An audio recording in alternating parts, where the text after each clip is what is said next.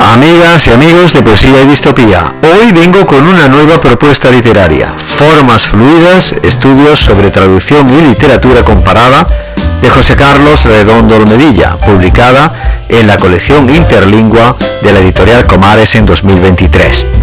El profesor y especialista José Carlos Redondo Olmedilla es doctor en Filología Inglesa por la Universidad de Granada, doctor en Filología Hispánica por la Universidad de Almería y catedrático de Filología Inglesa en la Universidad de Almería, donde imparte su docencia y realiza su investigación filológica sobre traducción literaria, otras tendencias en literatura en lengua inglesa, literatura postcolonial y como máximo exponente en los estudios de la vida y obra del genial crítico literario y escritor inglés Christopher Isherwood, quien en su día fue además mentor literario de grandes nombres del siglo XX como Aldous Huxley y Ray Bradbury, entre otros nombres.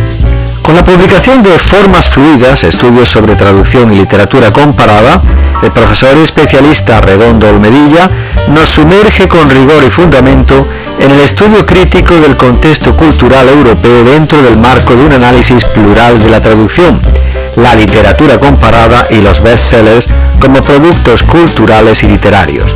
Como el propio especialista Redondo Olmedilla advierte, estamos ante un estudio crítico y empático que valora fundamentalmente la cultura como zona de creación cosmopolita donde fluyen las potencialidades de lo diverso. De ahí que podemos considerar esta pieza literaria como un soberbio ensayo en toda regla que ofrece una interpretación moderna de la novelización del hecho global y de los intercambios culturales de nuestro tiempo, muy necesario para comprender la deriva de nuestro tiempo desde el prisma de la traducción y la literatura comparada como puertos de partida. El completísimo ensayo, muy bien estructurado, consta de 17 capítulos articulados dentro de 5 secciones, a las que se suma la más detallada y actualizada bibliografía sobre las líneas de investigación en liza. Las 5 secciones ofrecen los siguientes enfoques: Europa, la cultura y lo universal, traducción, instrumento y cultura, literatura comparada, dimensiones y praxis, literatura comparada y transversalidad, los bestsellers, y un oportuno e ingenioso epílogo sobre traducción y literatura comparada. Y como cifra y compendio de lo hasta aquí dicho, quedémonos con las lecturas de los siguientes extractos.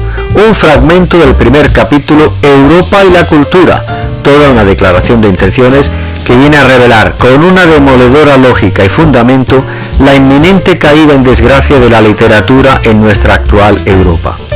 Seguidamente leemos un fragmento del capítulo tercero, Traducción y manipulación, y concluimos con un fragmento del 17º capítulo, Traducción y literatura comparada. Del primero, como hemos dicho, del primer capítulo, Europa y la cultura.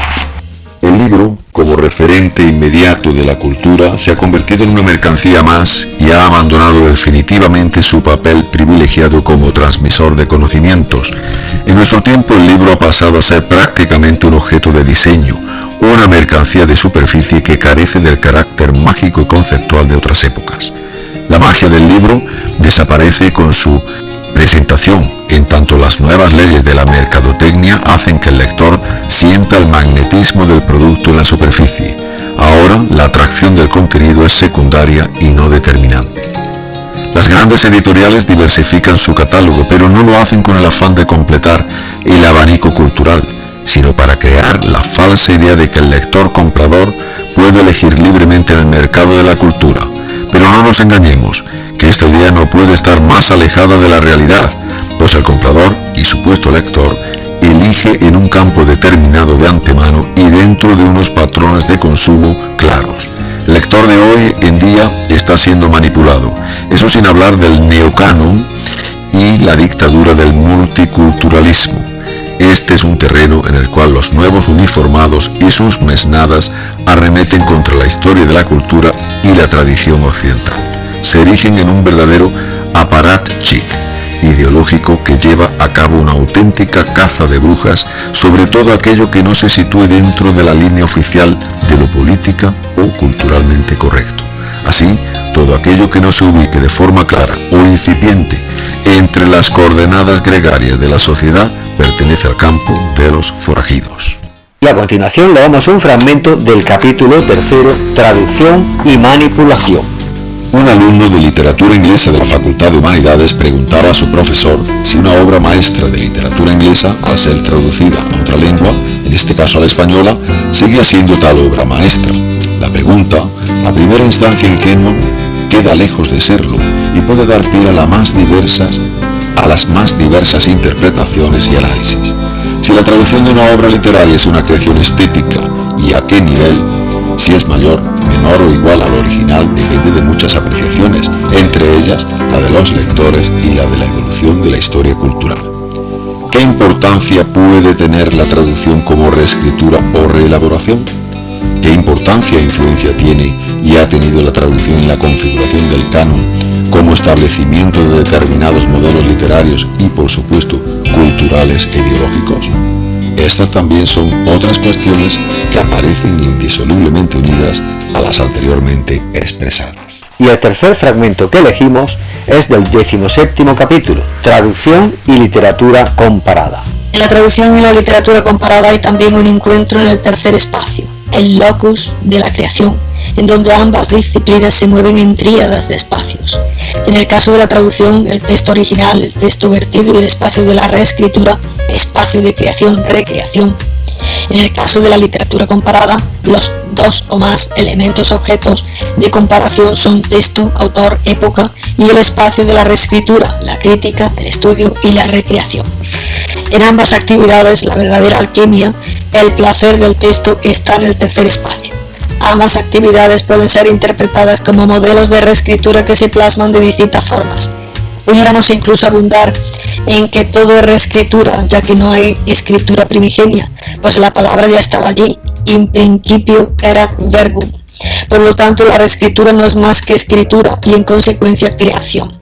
Sin embargo, como afirma Dante Medina, si bien creación literaria y traducción son formas de reescritura, podemos matizar a la diferencia entre la escritura y la reescritura en base a una cuestión de cercanía.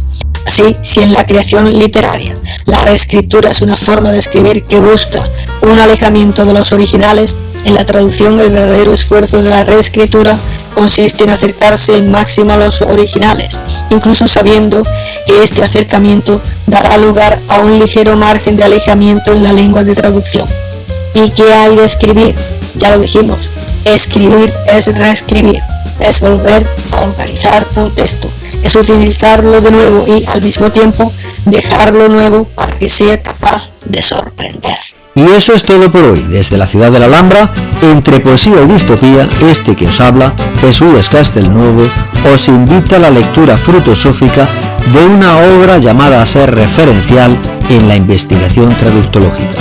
Formas fluidas, estudios sobre traducción y literatura comparada, a cargo de José Carlos Redondo Olmedilla, publicada en la colección Interlingua de la editorial Comares en 2023.